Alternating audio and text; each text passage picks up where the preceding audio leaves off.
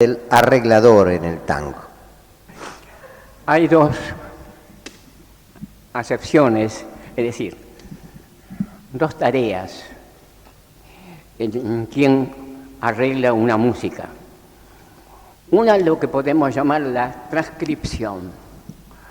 Consiste en, vamos a suponer, una parte hecha para piano, el transcribir para otro instrumento o para la orquesta, pero sin ningún agregado del que realiza esta labor. Y la otra está en el arreglo. El arreglo, yo tengo un libro que, si Dios me ayuda, se ha de publicar dentro de poco. Y como está destinado a alumnos que a lo mejor son niños, es preferible muchas veces ir a un ejemplo práctico que muchas explicaciones. Si queremos explicar, llegar a uno de los sentidos, si queremos explicar a un niño lo que es un cuadrado, diciendo es una figura que tiene tantos lados y todo, pero si le decimos, es así, ya está claro, entonces, absolutamente. En este caso, yo he puesto un ejemplo. El arreglador es una función, la del arreglador es una función difícil, porque tiene que ser intérprete de lo que sintió el autor de la música y a su vez agregarle algo de por sí, para que represente ser que realmente está hecho un arreglo. Entonces yo he puesto un ejemplo diciéndole a los chicos que viene a ser como en un recinto donde hay una posibilidad de que se produzca un eco, ¿no? Si decimos hola, este recinto, este ámbito donde decimos esta palabra, va a responder, ese eco va a responder, pero también variado, no como yo lo dije, sino variado de acuerdo a la conformación del lugar, al ámbito donde se ha producido tal cosa. Lo mismo tiene que resultar del arreglador. Y el arreglador debe sentir en sí lo que le da el autor, lo que es la obra, y responder, ¿no es cierto?, de acuerdo a su sensibilidad, a su inspiración, a su talento, ¿no? Pero debe responder como ese recinto de eco, ¿no?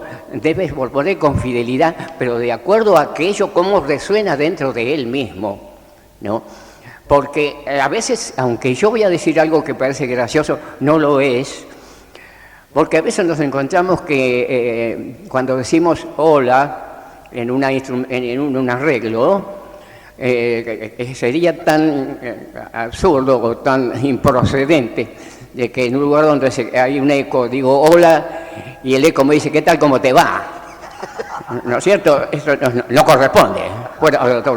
Pues sin embargo, esto ocurre muchas veces, esto no es ningún chiste, por eso digo, muchas veces ocurre esto cuando un arreglador toma una obra, por ejemplo, vamos a poner ejemplo claro, una obra melódica, el caso de la interpretación recién del maestro García, ha tomado ese tango altamente melódico y ha hecho un arreglo melódico que responde a lo que en él ha resonado ese tema melódico justamente.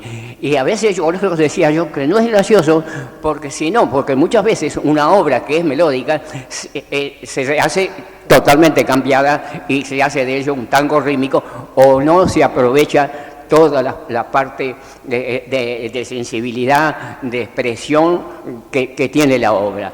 Por eso digo que no es tan fácil y es muy difícil la labor del arreglador. Debe responder a las ideas del autor, a la obra y agregarle y si alguna vez recrear con sus propias ideas la obra que está en sus manos para arreglar. Nada más.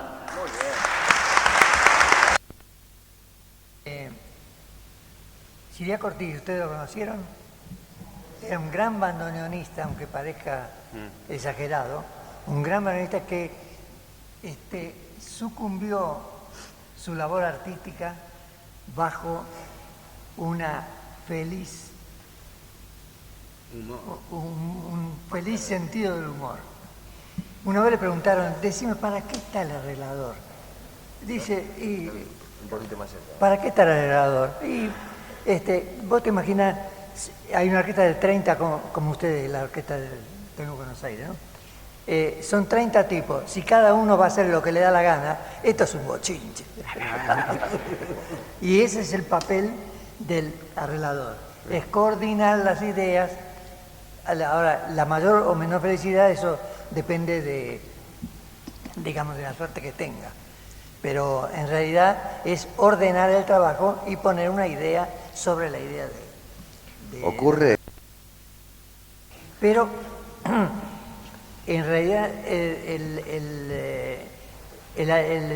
arreglo es una idea, como decía bien Horacio, y me parece muy clara, parece una inspiración sobre la primera inspiración, sobre la idea del tema, considerando siempre que el tema es el distintivo de una ejecución o de una composición, porque nadie reconoce la composición por el ritmo solamente o por el ritmo solamente, o sino por la armonía, tampoco. Solamente reconoce la pieza por la melodía.